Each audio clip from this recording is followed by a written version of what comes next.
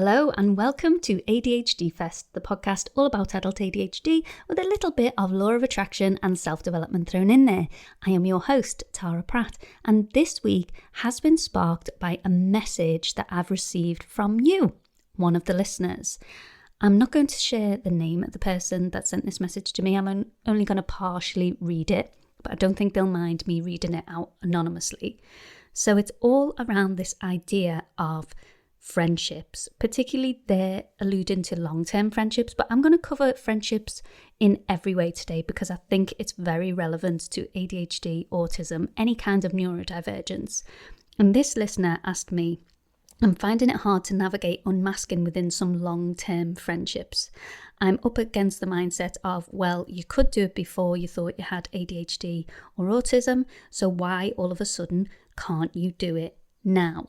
Would love to know how to explain unmasking without feeling like I'm justifying who I am or feeling like I'm doing something wrong. This is so common, and honestly, I felt this way when I was first diagnosed as well. It's a really confusing time when you first discover that you may have ADHD or you get diagnosed, trying to explain that to people that have known you in one certain way for such a long time. It's really hard for them to get their head around, and that's all because of them, not you. It's because they have an idea of you in their mind and they don't know how to think of you any other way. And when you tell them, oh, I struggle with this, they've never seen that before because they've just taken you as the little figment of their imagination they've got built up in their head. They've never seen evidence of you struggling with these things, and it seems out of the blue to them. And remember, we didn't recognise these traits in ourselves, so it's not that they're terrible people. It is just their psychology they don't know, and it's really hard to explain, especially if they're neurotypicals, what it feels like to be in a neurodivergent mind. It's like, I don't know how to explain it, like you can't be in someone else's mind. It's hard for you to understand yourself, so of course it's going to be hard for them. But the bit I wanted to focus on is where they asked, I'd love to know how to explain unmasking without feeling like I'm justifying who I am or feeling like I'm doing something wrong. Now, this is where you're taking their idea of you and the fact that they don't understand, and you're making it about something you're doing wrong, or you're making it about, I can see both sides of the coin. Like, you don't want to justify yourself because you're like, why should I? I don't need to explain myself to you. But at the same time, it does make you question yourself. I think that's the problem. On some level, even though you know that you struggle with those things, and you absolutely do, when the people who have known you the longest and they've always been there start to question that, you're already on very shaky foundations, especially in the early days. So I'm just going to look at my answer here because I can't actually remember what I said. But I was saying this is completely relatable. Who knows what the best way to approach it is? I mean, I'm not an expert. I'm just going to tell you how I approached it. In the end, for me, I just decided to tell rather than explain. For example, I'd say something like, I'd love to come to XYZ, but I've found that environment really drains me. So I'll come for the first half hour, or I can do this other thing instead if you're free. And to be honest, for me, it weeded out the people that don't want to get it, the people that don't want to try. And the friends I'm close to either got curious and they were like, oh really, how come, like, and ask questions, and then I'm happy to explain, because if you're curious and you want to learn, great. Or they just go with what I say. If they don't understand and they're not that curious, they'll just be like, oh okay, and we don't go any deeper than that. And either one of those reactions is fine with me. And honestly, some friends might pull away, especially long term, and family in particular. Family, it really rocks their foundations to think of someone they know so well. They think they know you so well, and you come out with something that surprises them. It's a natural reaction. We can't fully blame them, but we also can't take it on as if it's something we're doing wrong or it's our problem. So all of this long introduction to say that we're going to dive deeper into the topic of friendships and ADHD. If you've ever felt misunderstood, struggled to connect, or found it hard to maintain relationships, you're not alone, whether you're neurotypical or neurodivergent. I've been there too. Friendships can be tricky for anyone, but for ADHDers, they come with their own unique challenges. So let's talk about how you can find your people and embrace who you are and let go of the rest without any guilt. So why does ADHD make friendships so tricky? So for me, one of the hardest parts of navigating friendships is forgetting the little things, birthdays, follow-ups, you name it. I definitely couldn't be described, particularly in my school days or early 20s, as being traditionally thoughtful. I am thoughtless. Some people who have ADHD pick up on a lot of details. I am not that girl. I do not notice. I don't get maybe it's a little bit of ADHD. I don't know, but I don't notice when, say we're all on a girls' trip and the plates are out. I don't think, I'll get up and gather up all the plates. Someone else does it and that might trigger me to do it. And then I'll be like, I should do this. But it would never occur to me to do that. Like it's just not in me. I'm not a thoughtful person in that way. But in the untraditional sense, I go above and beyond. So when my friend needs me, when they're in trouble, I am the first one there. I'm really good in a crisis, which I know a lot of us with ADHD are. I am that person who has best friends throughout my life, and it doesn't matter what time of my life you were in it or how long you've been out of it, you are my best friend for life. So I had a best friend in like primary school up until year 6. So what was that, age 11? And we haven't really seen each other since. We weren't friends in high school, but I think of her as one of my best friends. And if she called me tomorrow, I think she lives in Australia now, but if she called me tomorrow and she had a problem, I'd be like, of course, you're my best mate. Like, I don't know whether that's a bit of I know this is the wrong word, but it's just an easy way for me to explain it, a bit of object permanence. It's that description of you don't see a friend for ages, and when you do, you just pick right back up. That is how I feel about a lot of my close friendships. So I am very thoughtful, just not in a traditional sense, but neurotypicals in particular put a lot of importance on the traditional sense of thoughtfulness. So sending a card on birthdays, following up if they've told you that they're feeling ill the week before and you haven't checked in on them. A lot of people can take offense to that. It's not because I don't love them. It's not because they're not important to me. I just am so easily distracted. If you're in front of me, that is what I'm concentrating on. It's out of sight, out of mind. So that is a big one for me in friendships that leads to a downfall of them. And add in rejection sensitivity and emotional dysregulation. It's really easy to feel like you're too much or not enough, or that someone doesn't like you. I've got that a lot where I think, they don't like me, or they're starting to go off me, particularly if we've been like really close really fast. I start poking holes in the relationship mentally, and I know it's all just my rejection sensitivity. So me moving, because I did move from Liverpool to Leeds, came before I got my diagnosis of ADHD, which puts me in a bit of a unique position because I didn't have any friends here in Leeds. I had to make new friends, and then I was diagnosed with ADHD. But at the same time, I was away from those long-term friends. So in one way, it made it even harder to tell them because they'd been away from me for quite a while. Like, I still would go home all the time, but I wasn't in their everyday lives like I was before. So it was like I'd moved to Leeds and I'd had a personality transplant and suddenly I had ADHD. So it made it very hard to tell them. But at the same time, it was easier because it wasn't so judgmental. They don't expect as much out of me as they used to because I don't live in the same city. So it's a bit of a unique perspective that I'm going to be talking about this topic on, but I think you'll definitely resonate with parts. Another thing that I wanted to add was that it does make a difference whether you choose to reveal your diagnosis or your suspected neurodivergence. And there's no right or wrong answer to that.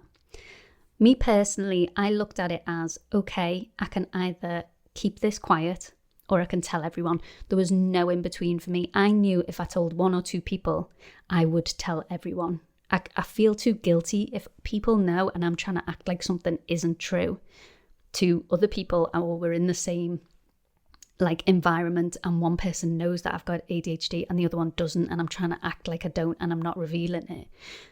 That just feels like an awkward situation for me. So I always knew it was going to be an all or nothing. I was going to be loud and proud, as they say, or I would just keep it to myself. And I did give this some serious thought because it's not a small thing. It's very personal, and you've got to think about your own mental health and what is best for you. And my conclusion was that for my mental health, it was best to be loud and proud, because keeping something to myself makes me feel like it's something to be ashamed of. Like, why wouldn't I tell people if I've got nothing to hide? If I'm perfectly fine with it, why would I be secretive about it? And I'm not saying that's right or wrong. That's just how I personally felt. If I wasn't, I'm such a heart on my sleeve girl. I share everything, as you can probably tell on the podcast. That keeping something to myself, that seemed really big to me. Let's face it, like finding out you're neurodivergent in your 30s, mid-30s, is not a small thing. It's a massive life change. And it felt wrong to hide that away, because I didn't feel embarrassed about it. I didn't feel ashamed about it. I felt more ashamed before diagnosis because I thought I was normal. I just was thoughtless. I just was lazy. Do you know what I mean? I thought that was my personality. I was ashamed of my actions before. And actually being diagnosed with ADHD lifted some of that shame from me, because I was like, okay, why would I feel ashamed about something that I had no say over? I have no control over. It's something I'm born with. Why would I feel ashamed of being different to someone else? That makes no sense. So for me, the answer was to be loud and proud about it. And that, of course, meant that my friends knew immediately that I had ADHD, and they didn't understand it at all because I didn't understand it before I found out about it. But luckily, my friends were super duper understanding. They still don't get it. They still don't know all the ins and outs. I haven't shared all the ins and outs because honestly, there's too many. I've filled up over a year's worth of podcasts with all the ins and outs, and they haven't got time in their busy lives to learn about something that isn't relevant to them, and I don't blame them. But they are interested when I see them, when I want to talk about it. They're open to that. So how would I deal with it if they had the opposite reaction, like this listener's friends have been having, where they're questioning me? And honestly, it depends on their tone. It depends on their energy. Are they questioning you in like but you could do it before, why can't you do it now? Is the tone that they're thinking you're making an excuse? And be careful, because rejection sensitivity could come into play. That might not be the way they're asking. Or is it curiosity? Is it the fact that they're like, so how come? Like, you could do this before and now you don't feel like you can? Is that the energy they're coming with? And actually they're just looking for an explanation. Because the truth is, it's very, very common to find out you are neurodivergent and your skills regress. All your coping mechanisms fall away, and you do become a lot worse in your symptoms before it gets any better. When they're coping mechanisms before, you don't realise the weight you're carrying. And as soon as you realise that weight, it feels heavy and it drops away, and you do regress. And there are things that you could do before that you cannot do anymore. It's like this morning, I was wearing a cardigan, new, loved it, thought it looked really good, put it on, felt fine, and got in the car, and suddenly it felt scratchy. Suddenly it felt itchy. And I knew straight away, I was like, oh no, I'm not going to be able to wear this cardigan all day, because now I know it's scratchy. It's in the forefront of my mind. I can feel it all the time. When my mind was distracted when I put it on and I was getting ready for the day, the first 20 minutes, I didn't feel that. So what's the difference before and after? It's because once you know the itch is there, you have to scratch it. You can't ignore it anymore. You can't keep wearing that itchy cardigan because you know it's itchy. You can feel it. It's at the forefront of your mind and there's no getting away from it. Does that make sense? So we do regress. And if my friends were being judgmental in their energy when they're asking that question, I honestly would be direct about it. I would say, look, I'm open to questions if you're feeling curious, but I feel a bit judged in the way that you're asking me these questions. Like, can I just ask why you want to know that? Is it genuine curiosity or is it a rhetorical question? Are you just saying to me that you don't think it's true? And hopefully they're honest with you. And if they say, well, to be honest, yeah, I don't really agree that, because some people do still have that outdated opinion, and it's just down to no education on the subject. That's all it is. Which in that case, it's not your job to educate them. If they don't want to pick up a book, if they don't want to read an article, if they don't want to ask you questions out of curiosity, there's nothing you can do to convince them. There's no point arguing with them, no point trying to justify yourself, as this listener was saying, because you're not going to make any difference. It's a waste of your time and energy, it's a waste of your breath, and they're just going to keep poking holes. And especially in the early parts of your realization, you don't want people poking holes. You're already on shaky ground. You need to know yourself. Just because you have neurodivergence or just because you've just been diagnosed doesn't mean you're automatically a fountain of knowledge on it. I have done deep research in this area and I still find out more and more every day. Just because you have something doesn't mean you understand it instantly. And so you don't have the words, you don't have the eloquence to explain it to those long-term friendships. And yes, it is sad to lose long-term friends. I wouldn't recommend having a big fallout or a fight, but maybe just spend a bit less time with friends that have that energy about them. Anyway, now the good news. You do not have to fix yourself to be worthy of connection. Instead, we're going to focus on being authentically you. And I know that's hard, especially for a lot of ADHDers, because we've been people pleasers. You've got to learn who you are. But as you are, you want to find those people that will allow you to work out who you are. If you want to sidestep the criticism a bit, or you're meeting new people, or you are being open with your diagnosis, you can use things like humor. Like when my ADHD quirks, should we say, come up, I like saying, oh, classic me, I'm late, but I'm enthusiastic. It just helps to lighten the mood while being honest about who I am. Like #ADHD every time I do something that is classic ADHD. Or directness has always worked for me as well. Sorry I'm late, it was an ADHD morning. And to be honest, a lot of people, when I say something like that, they're just like, okay. And that's it. Like, just be direct and it nips it in the bud straight away. When you start making excuses, that's when it's a problem. And don't forget, if you have not disclosed that you have ADHD, you can still assert a preference. So that message that I sent back to the listener saying, I just say, oh, I've found that doing XYZ, let's say going out drinking late at night, because I don't like that at all. But I used to, pre-diagnosis. It's not that I liked it, but I just thought it was weird not to like it, so I would push myself to do it. But the truth is, I hate it. I hate being out after dark, being cold, being drunk, having a hangover the next day. I don't like it. So if I hadn't unmasked, if I hadn't revealed my diagnosis, if I'd have just kept it to myself, you can still assert a preference. In fact, to be honest, I probably would get less questioning on it. As I'm open with my ADHD, they know it's related to my ADHD now, so I'm just like, to be honest, it really drains me to go out clubbing late at night. I'd rather go out and have a day drink on a Saturday, have some lunch, a few Prosecco's in the sun. Would you like to do that? Or if not, or if it's like a big birthday or something, I'll say, do you know what, I'll come for the first couple of hours, but I'm going to duck out because that environment is just not good for me. And honestly, whether I say that as an ADHDer or I haven't revealed my diagnosis and I say that from their viewpoint, I'm a neurotypical, why wouldn't they accept that? It's still a preference. Some neurotypicals might find that more palatable, to be honest. If they didn't know I had ADHD and I was like, do you know what? I just can't stand clubbing anymore. It's just, I'm too old. I can't be bothered with it. I'd rather go for a day drink. So love you loads, but I'm not going to do that. They probably would accept it if it wasn't like because I've got ADHD. So maybe try that. Don't relate it to your ADHD. Just state it as a preference. Everyone is allowed preferences. You don't have to fit into a box just because someone else thinks something is so fun. You can say, oh, it's not really my thing. That's allowed. That's okay. Okay, let's get on to the fun bit. Finding your people.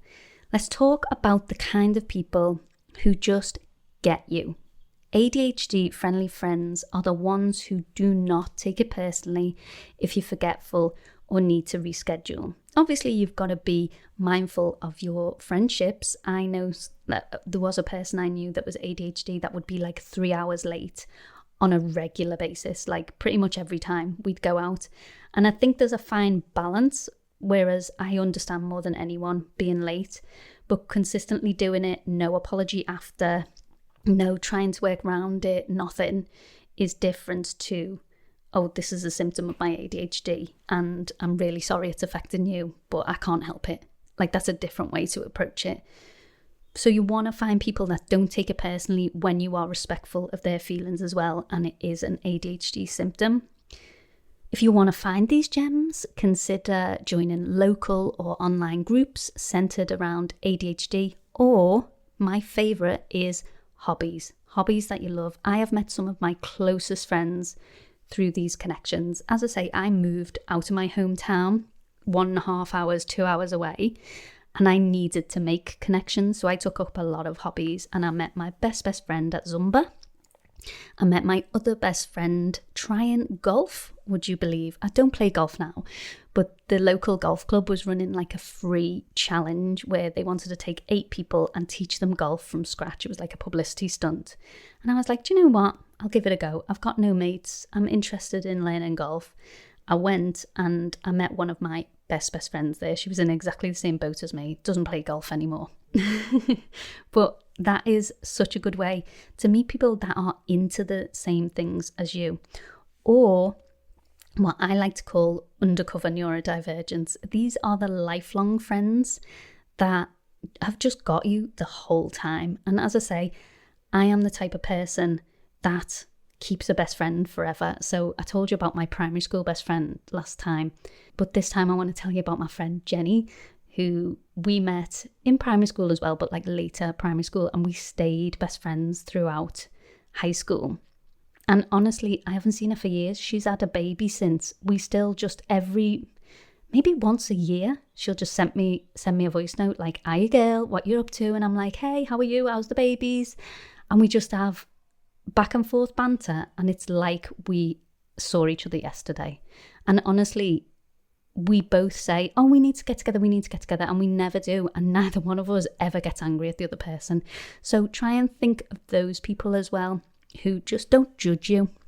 They're just the same. And I'm not saying she's undercover neurodivergent, but it wouldn't shock me if she was. Like, there's some people, we naturally gather with like-minded people, don't we? The way we think is very different. So there's probably a lot of your friends who are neurodivergent, and maybe if they're the lifelong friends and they react negatively to you being neurodivergent, it might be because it's reflecting to them something that they don't want to know because they're so like you.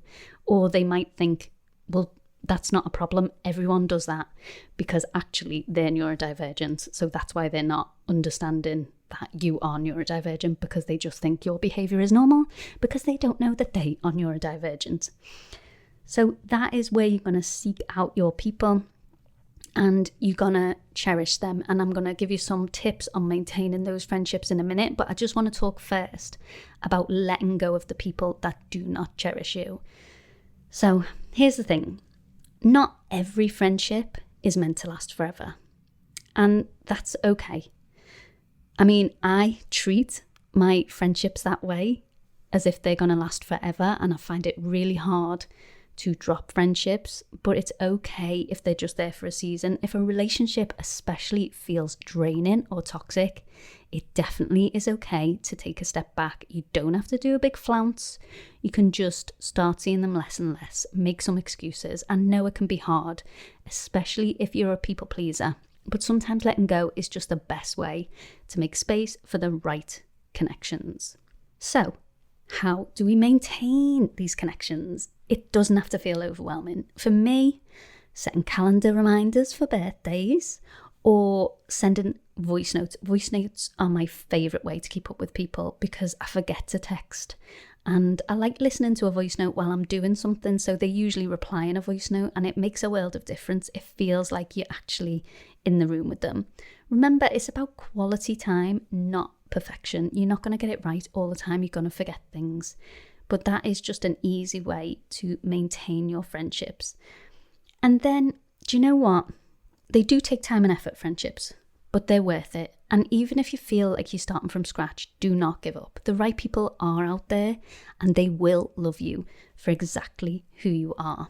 And on the opposite side of the coin, if you have too many friends and you can't keep up with maintaining them all, It's time to reflect and make some decisions and gently move to more time and prioritize those people that you enjoy and light you up, and get rid of the obligations. I don't care if they've been your long-term friends forever. If it's an obligation rather than they light you up, you can put that person on the back burner. It's not as important to remember their birthdays. It's not as important to remember things for them. We would love to remember everyone's.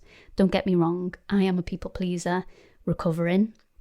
But also I care about people, and I don't want anyone to feel sad on their birthdays that they haven't had a reach out from their friends. So I would love to keep up with everyone. But the problem is you cannot physically, particularly with ADHD, keep up with everyone. So you're going to have to pick and choose and prioritize those people that you deeply care about and that they deeply care about you. And yeah, just make them your priority. And that is all for this episode. I hope you feel inspired to reflect on your friendships and start building connections that truly uplift you. And let me know how you're doing. I love hearing from listeners. That message sparked a whole episode for me this week. So do reach out, do speak to me. Check out all the links below. There's lots of other ways to get in touch and get involved.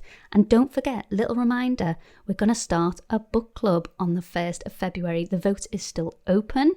There's 4 books over on Instagram at ADHD-fest that you can go and vote. It's just a picture of 4 books and there's a little vote underneath, or you can just leave a comment.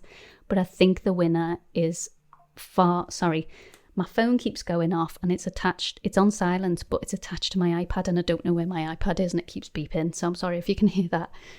But it's looking like the winner is going to be How to Keep House While Drowning by Casey Davis, which I am excited about. And it's going to start on the 1st of Feb. So if you want to get the book, it's likely it's going to be that one. But to be honest, I would recommend getting that book anyway. I'm not affiliated with it in any way. But if you would like to get it, I will leave it down below. Actually, I'm not affiliated with the book, but I'll probably leave an Amazon affiliates link down below. So you don't pay any more, but I get a little kickback if you buy through that link. So I will leave the link to it down below. And do join us on February 1st for the book club. I think it's going to be daily. Can I do it? Can I not? Tune in to find out. Okay, I hope you all have a great week and I'll see you soon. Bye.